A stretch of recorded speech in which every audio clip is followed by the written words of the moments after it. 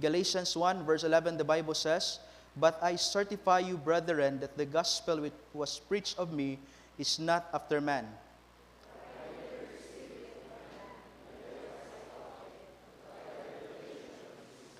For ye have heard of my conversation in time past in the Jews' religion, how that beyond measure I persecuted the church of God and wasted it.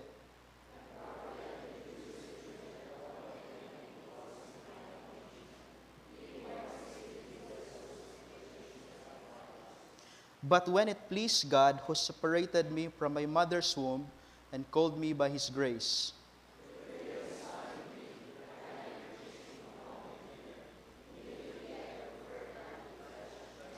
neither went I up to Jerusalem to them that were with apostles before me, but I went to Arabia and returned again unto Damascus.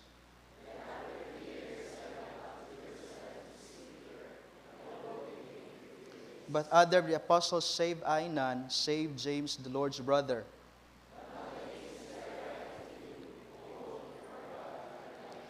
Afterwards, I came into the regions of Syria and Cilicia.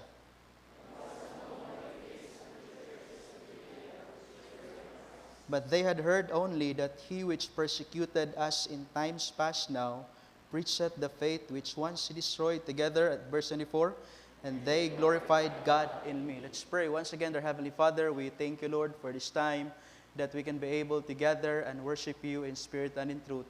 Dear Holy Spirit, I pray that you will speak to us in a mighty way. Open our hearts to you this afternoon.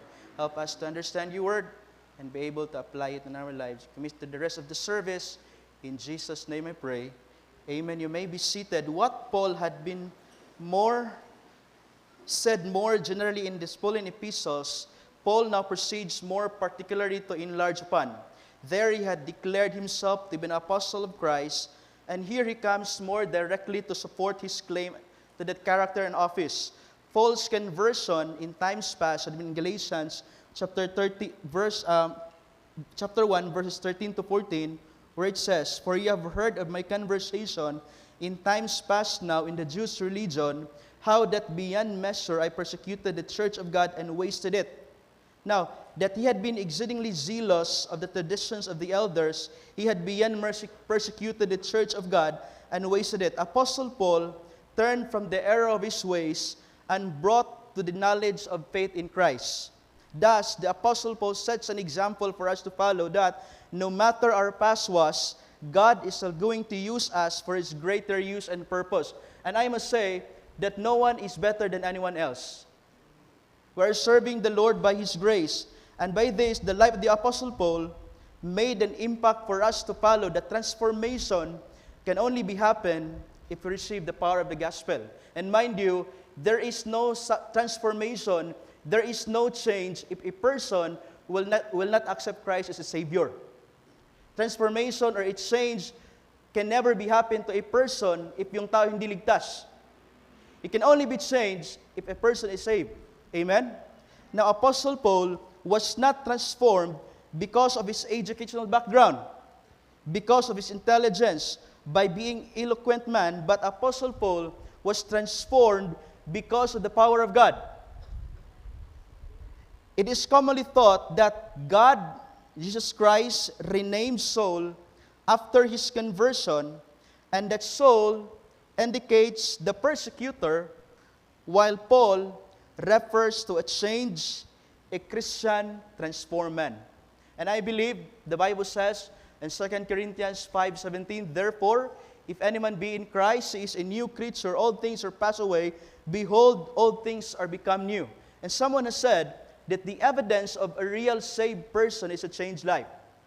The evidence of a real saved person is a changed life. Thus, Apostle Paul was being transformed by the power of God. So this afternoon, allow me to preach on the subject, the power of transformation. The power of transformation. Transformation is powerful because, number 1, verse number 20, "Now the things which I write unto you, behold, before God, I lie not." Now, what Paul is trying to say in this verse, whatever he says, ano yung sinasabi niya, it is truth. Totoo. Si Paul hindi sinungaling. Kung ano yung sinabi niya, the Bible says, behold, before God, I lie not. So transformation is powerful because number one, we have the truth. And what's the truth? The truth from the Word of God. Amen? Why we can say that a person can go to heaven because we know it from the Word of God. And the Bible is very important. When we pray, Lord, help me to be mature in my faith. Help me to be mature in my Christian life. But we can never be mature in our Christian life without reading the Word of God. Hello? Because the Word of God is very important, it's very vital for us in our Christian life. Amen? Transformation can only be happen because we have the Word of God. The Bible says, Psalm 33, verse number 4, For the word of the Lord is right, and all His works are done in truth. Psalm 86, verse 11, Teach me thy way, O Lord, I will walk in thy truth. Unite my heart to fear thy name. Psalm 100 verse 5, For the Lord is good, His mercy is everlasting, and His truth endureth to all generation. Another verse, Psalm 117 verse 2, For His merciful kindness is great toward us, and the truth of the Lord endureth forever. Praise ye the Lord. The Word of God is very important. And not just, I believe, not just Baptists that are preaching the Word of God. Hindi lang yung Baptist yung nagpipreach ng Word of God. Even Mormons, Jehovah's, or you name it, they are also preaching the Word of God. But if you ask them about salvation, how can you acquire salvation? Works. It's not true. Right? But the Bible is telling us that salvation, Ephesians 2, 8 and 9, For by grace are you saved through faith. Amen? Not by entering into a religion. Not by doing good works.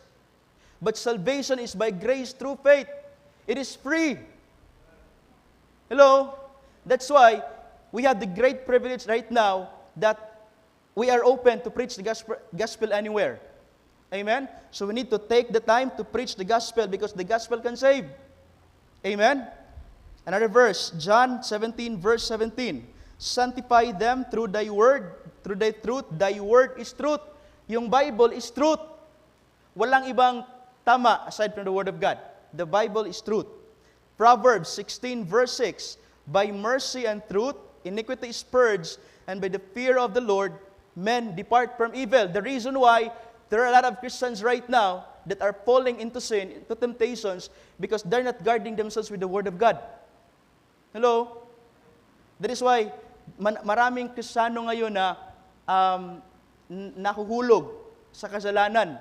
Kasi they're not taking their time to read the Word of God. Hello? That's why as a Christian, we need to guard ourselves. And by the way, our battle is not fleshly battles. Our enemy is, we are fighting against the prince of the power of the air. And the Bible says in the book of Ephesians that we need to guard ourselves. Hello? That is why the Bible is very important. Another verse, John 4:24. God is a spirit, and he that worship Him must worship Him in spirit and in truth. Last March, the world is trying to celebrate this Easter Sunday or Holy Week. May mga tao na nagpenitensya, may mga tao na nagpasa ng cross, and they're doing that just to earn salvation. And those people are very sincere. Waking up as early as 3 a.m., that is very sincere. You cannot question their sincerity. But sincerity will never bring us to heaven. Hello? Another verse, John 8:32, And ye shall know the truth, and the truth shall make you free. I was born in a Catholic family. Of course, I was the first that got saved in our family. One time, I was trying to win my father in the Lord, and sabi ko na, Pa, can I invite you to come to church for the reason of just probably makarinig siya ng salita ng Panginoon at maligtas. So my father said to me na, pabayaan mo na kami. Just go your way, okay na kami may impyerno. So hindi pwede yun. I just keep on coming to church by God's grace. I was involved in the church, and it was during pandemic, mga kapatid, when I have the privilege of winning my father in the Lord. And that was the very first time that I sat down with my father and I tried to witness to him. And he received Jesus Christ into his heart. At the age of 50 years old, last 2 years ago, my father went home to be with the Lord. And I praise God because he died with Christ. Amen? So yung kaligtasan is malalaman natin because we have the Word of God. So another verse, 2 Corinthians 6 verse 7, by the word of truth and by the power of God, someone has said, to live in the light of a new day and an unimaginable and unpredictable future, we must become fully present to a deeper truth, not a truth from our head, but a truth from our heart, and not a truth from our ego, but a truth from the highest source, and the highest source of truth is the Word of God. Amen? Another verse, we have the Word of God, we have the Holy Spirit of God. Ephesians 2, verses 1 to 5. And you have quickened who were dead in trespasses and sins, wherein in times past you have walked according to the course of this world, according to the prince of the power of the air, the spirit that now worketh in the children of disobedience, among whom also we had all our conversation in times past in the lust of the flesh, fulfilling the lust of our flesh, fulfilling the desires of the flesh and of the mind, and were by nature the children of wrath, even as others. But God, who is rich in mercy for His great love toward us, wherewith He loved us, even when we are dead in sins, hath quickened us together with Christ. By grace ye are saved. The Holy Spirit bears witness to the truth of the gospel in preaching and testimony. Praise God for the Holy Spirit of God. Amen? And the Holy Spirit will remind us, the Holy Spirit will help us with the infirmities. In the book of Romans, I believe, sabi na every time we pray, sometimes, pag mag-pray tayo, may mga words na hindi natin mabigkas. And we just burst our heart to God. We just open our hearts to God. We just cried out to God. And the Holy Spirit will translate our prayers to the Heavenly Father. Amen? And the Holy Spirit will dwell in us. When was the time that the Holy Spirit dwell in us? The moment you accepted Christ into your life, you are indwelt by the power of the Holy Spirit. Amen? And by God's grace, we need to fill our mind with the Spirit of God. And we are battling every day. We are trying to win our battles every day. We are struggling every day. But we can never win our battle without the help of the Holy Spirit. Amen? We have the Holy Spirit of God. John 15, verse 26. But when the Comforter is come, whom I will send unto you from the Father, even the Spirit of truth, which proceedeth from the Father, He shall testify of me. Now, the greatest privilege of a living Christian is to have the Holy Spirit dwelling in them. I say it again. The greatest privilege of a living Christian is to have the Holy Spirit dwelling in him. Yung Spirit, hindi na mawala. Hindi na mawala sa Bisaya pa. It's forever. Sometimes the Holy Spirit grieves if you commit mistake, but the Holy Spirit will dwell us forever. Amen? Galatians 4:6. And because ye are the sons, God sent forth the Spirit of His Son into your hearts, crying, Abba, Father. As believers of the Lord Jesus Christ, we have been bombarded with the deceit of this world. I believe it is very evident right now. Right now, na even social media, you can see it on social media that the world is trying to, what is wrong before is right now. Hello? Kung ano yung mali dati, right now is tama na. And there are some Christians that believe on those things. I'll give you an example. Before, mali yung marriage is just between man and a woman. And right now, the world is trying to manipulate it na pwede na. Hindi pwede. Hello? And I believe we have been bombarded with the deceit, mga lies na mundo nito, but we need to stand as Christians with the Word of God. Amen? We need to stand. Yung iba nga, kahit wala sa katotohanan, nagtumatayo. And they are very vocal in their faith, but, that's not faith. Hello? But we have the Holy Spirit. We can never be transformed spiritually if we are not sensitive and obedient to the leading of the Holy Spirit. Someone said na we need to be sensitive with the leading of the Holy Spirit. That's good. But no matter how sensitive you are, pero hindi ka obedient, it's useless. Di ba? Sensitive ka lang, pero hindi ka obedient. You need to be sensitive. At the same time, you need to obey with the working of the Holy Spirit. John 16, verse 13. Ano yung sabi ng Bible? The Holy Spirit will guide us in all truth. Amen? There are things na hindi natin maintindihan, but the Holy Spirit will teach us in all truth. Amen? That's why it's very important to be sensitive with the working of the Holy Spirit. Galatians 5:16. This I say then, walk in the Spirit, and ye shall not fulfill the lust of the flesh. Walk in the Spirit, and ye shall not fulfill the lust of the flesh. The power of transformation. Now, transformation is powerful because we have, number one, we have the truth. Another thing, verse 23.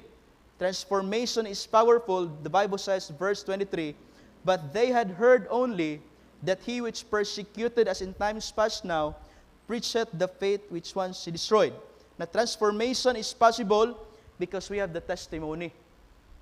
And testimony is very important of becoming a witness for Christ. Amen? Our testimony is very vital. So that every time people will see us, they will see something different in us. And mind you, we are different from the world. The way we speak, we are different from the world. Kung ano yung mga lingwahe natin, we are different from the world. The way we think, we are different from the world. Christians are different from the world. Hello? The way we dress, we are different from the world. When you go to mall, I believe nakikita nyo to, sa mall parang nasa dagat ka na. Kasi yung babae nakatupis na lahat. Pagpunta mo naman, parang nasa Boracay ka. Pero nasa mall. Pagpunta mo naman ng dagat, parang nasa mall kasi naka-duster. I mean, it's very confusing. But as Christians, we need to guard our testimony. Our testimony is very important. What if, the time na I tried to win my father, pag okay lang, pabayaan mo na kami, maimperno kami, okay lang. Paano pag sinabi ko nga, inaway ko yung papa ko? Hindi maligtas yun kasi yung testimony ko, inaway ko. Di ba? Hello? That's why our testimony is very important. Take for example, mag-witness ka. Tanggapin mo si Kristo as your Lord and personal Savior, tapos maligtas ka. That's true. Mabago yung buhay mo. Pero ikaw mismo nagsalita, walang pagbabago. Hello? That's why testimony is very important. That every time people will see our life, they will see something different in us. Because our testimony can be one of the tools that people will know Christ. If you're a student right now, be a good testimony to your classmates. If you are working right now, be a good testimony to your workmates. Wherever you are, we need to shine the light of Jesus Christ in us. Hindi lang Sunday. Na holy ka lang pag Sunday. Amen. Hello? Hindi lang, Sunday ngayon, holy ako. Uy, wherever you are, we need to shine the light of Jesus Christ. Because our testimony is very important. Or probably, iba, walang nakakaalam na ikaw ay Kristiyano.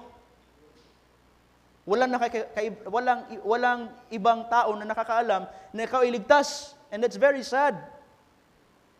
Hello? Our testimony is very important. Amen?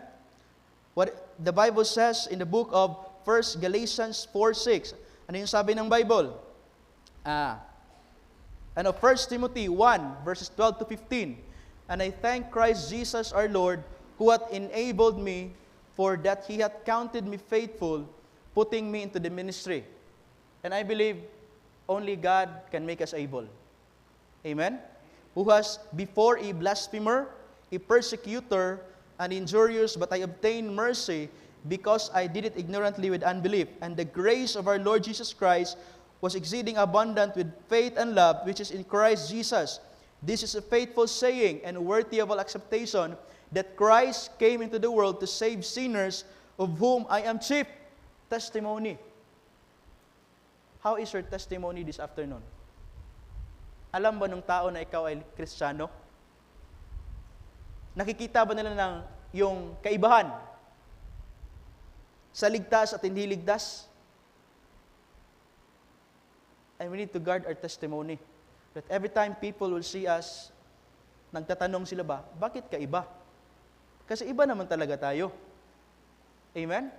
Hindi naman talaga, may mga ibang tao na nagsabi na Christians unbelievers and believers are just parang same lang, kapareho lang. No, we're different.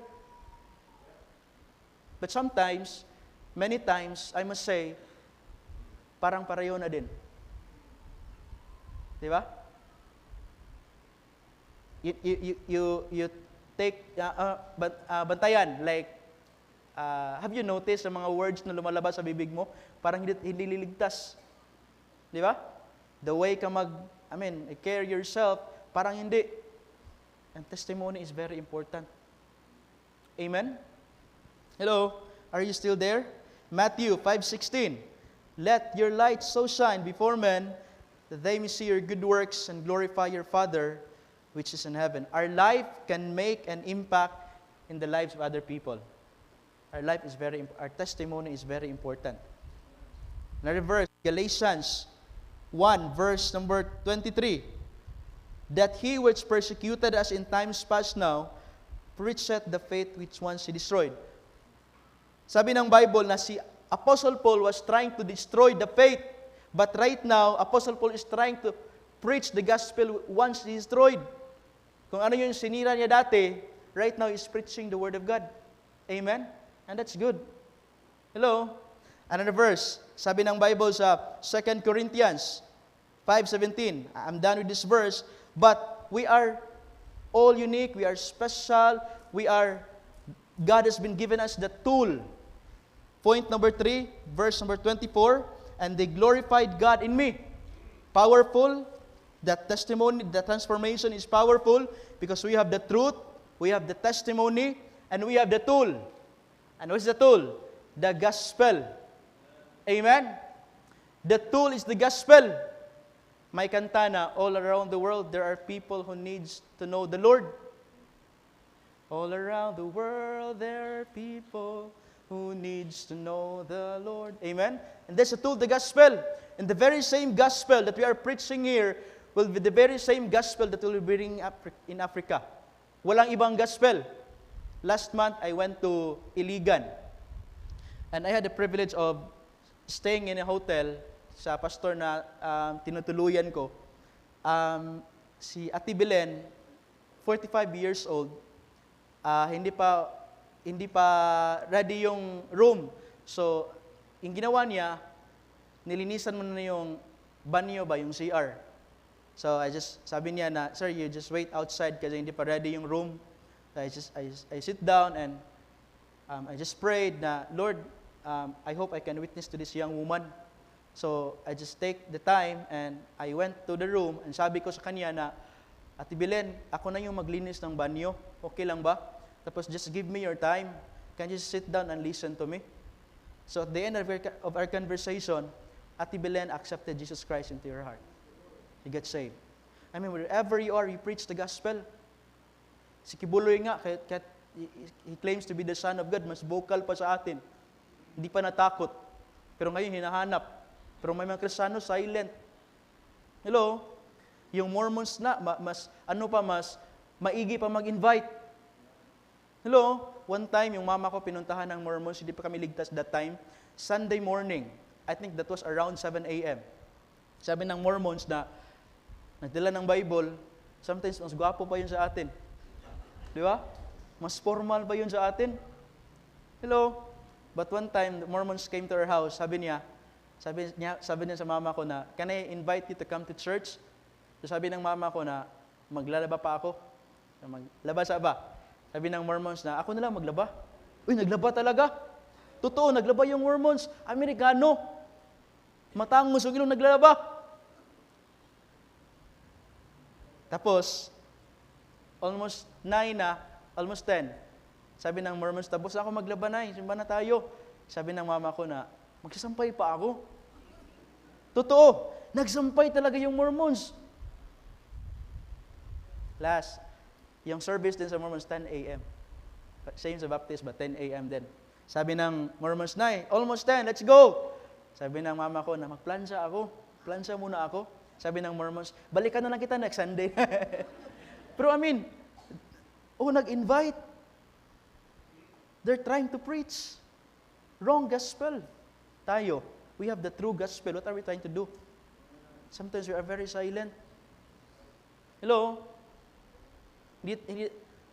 Yung pag-soul winning, hindi lang trabaho ng mga pastor yun. Amen? Hindi lang trabaho ng mga church staff yun. Hindi lang trabaho ng mga missionary yun. Amen? But when you try to win a soul, it is a job of every believer. If you are saved this afternoon, it is a responsibility. But when was the last time you win someone to the Lord? When was the last time you shared the gospel to someone hindi ligtas? When was the last time? And nakita ko sa announcement yung may soul winning activity kayo, be involved. If you are discouraged, you try to win a soul, you will revive. Amen? Because it's our job, it is our responsibility. Mormons can preach, but it is not true gospel. Baptists can preach, amen? And we have the true gospel. When I went to Africa, it's a 77% of the population Muslim. By the way, Africa, Sierra Leone is very open for the gospel. So when I went there last year, September, for a span of 1 month, may pagkain na ino-offer ba? Sa atin, usually, pag may bisita ka, bigyan ka ng tinapay at saka juice, solved ka na. Pero pagdating ko doon, iba.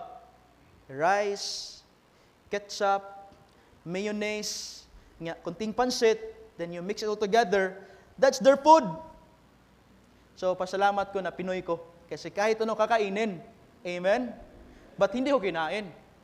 Bakit? The way nakita ko paano nila ini-prepare yung food, ang dumi. Nakalatag lang sa lupa.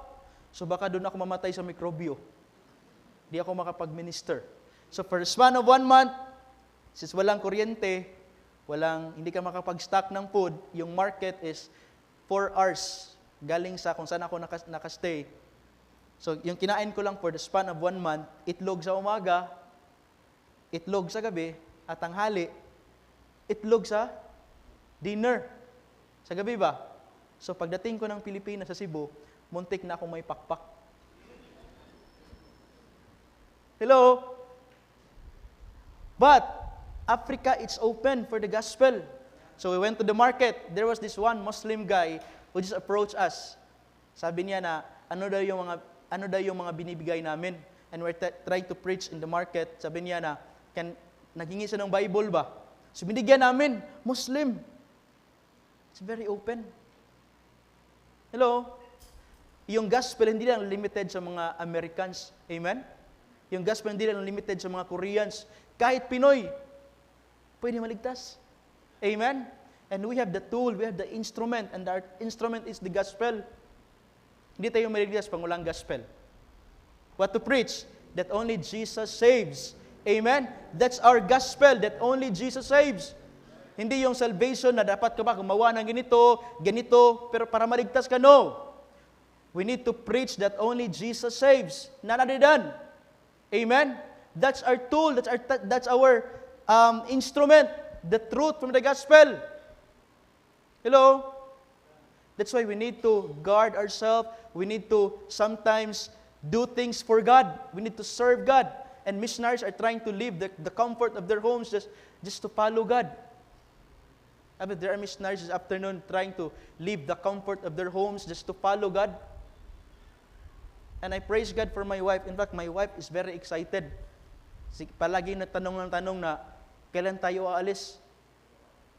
So sabi ko na, praise God na yung pamasahe namin, Pastor, pinaprovide na ng Panginoon sa baby ko at sa wife ko. So sabi ko sa asawa ko, I was just jokingly telling her na, pwede ka na mauna, sunod lang ako.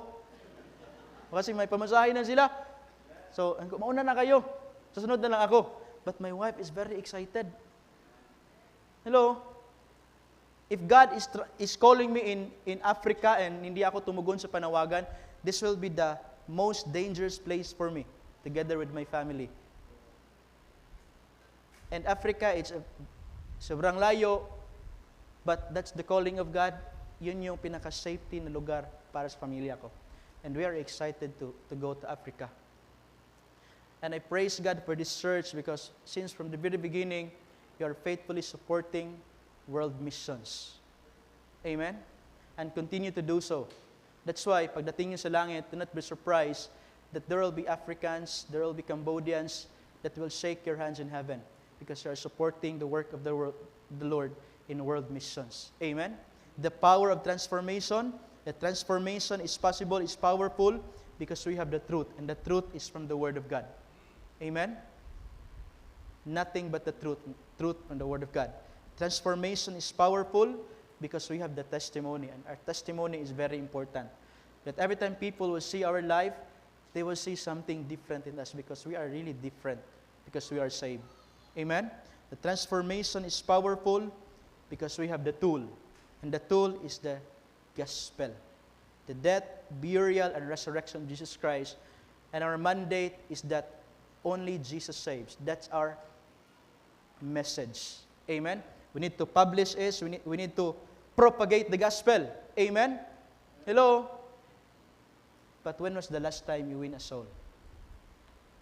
Kailan yung huling beses na ikaw ay nakapag-win ng kaluluwa sa Panginoon? Hello? It's very important. Our testimony, and we have the truth from the gospel. Amen? Transformation is powerful. Let's pray. Once again, dear Heavenly Father, we thank you, Lord, for a very short time of giving out your word. Dear God, I pray as we live our life by your grace, we are serving you by grace. We thank you, dear God, for the privilege to be able to serve you. And Lord, help us to be able to win as much as possible, win souls as much as possible. We thank you, Lord, for this church. Thank you, Lord, for the leadership of Pastor Nable. Thank you for the men of this church. Continue to be with them. Continue to guide them. Continue to strengthen them. And I pray that you will continue, God, to provide all the needs. I pray special blessing. Every family is represented this afternoon. We just give the glory and the honor to you because you deserve it. We just committed the rest of the afternoon. We thank you, Lord God, for everything that you have done. And thank you for saving us. We commit to you everything. In Christ's name we pray. Amen and amen. Amen. Thank you, Missionary Kang Son. The power of transformation. Of course, we know that the power is in the person, and that is the Holy Spirit of God. But ye shall receive power. After that, the Holy Ghost is come upon you, and ye shall be witnesses unto me. And we thank God for the truth. We thank God that we have the living truth, that is Jesus Christ. I am the way, the truth, the life. No man cometh to the Father but by me. We thank God for the testimony, who is the one who can provide us the testimony. It's the Holy Spirit of God that resides in us and desiring to control us. The testimony of the gospel. Been always telling every graduation, when you're asked to choose between testimony and title, go for testimony. Because it is the one that is seen by people who are watching us. The testimony, our witness. And then thank God for the tools. We have the gospel. The gospel is the power of God unto salvation. The gospel. And thank God for the only gospel that we have. It's sad when you hear of gospels that are being presented by some people in other places, even here in the Philippines. Meron ng mga pangalawang gospel. At merong mga sort of scholastic people who are carrying that out. And folks, be careful. No? We have only one gospel. The death, the burial, and the resurrection of Christ. There are some people who are saying that your salvation in the Old Testament is much different dito sa New Testament. Where did they get that? Maybe from internet theology. Folks, we have to rightly divide the word of truth. It's sad when you hear of this kind of teachings. But thank God, the transforming power of God, it starts with the conviction of man that he is a sinner and he needs the Savior. And so, take note of that. We have the truth, the person of the Lord Jesus Christ, the Word of God, thy word is truth. We have the testimony. When this influences us, what kind of life will we project? No? We can make a difference by being different. We cannot change anything by adding more of the same testimony. And thank God that God has given us tools, the gospel. Let's all stand, every head bowed, eyes closed. Almighty God, loving Father, even at this time, we pray that your sweet Holy Spirit will continue to work as you have spoken to hearts, even through your messenger, missionary John Conson. Lord, we pray that you will just help us to have a heart that is tender to do what you bid us to do and truly make a difference in this dying, darkened world. Lord, there is this transforming power, and it's the Holy Spirit of God who works in us and continues to convict men of sin, of righteousness, and of judgment, using the truth, using even our testimony, the tools, the gospel, the good news, the good message of salvation. And even at this time, Lord, if there is anyone here who needs to know Jesus Christ as Savior, be the one to work in that person's heart, enable that person to just be coming to the front, expressing his desire or her desire to receive Christ. And for your people, that we will have that passion to reach the lost world with these various tools that you have made available for us. And Lord, even at this time, as we extend your invitation, we pray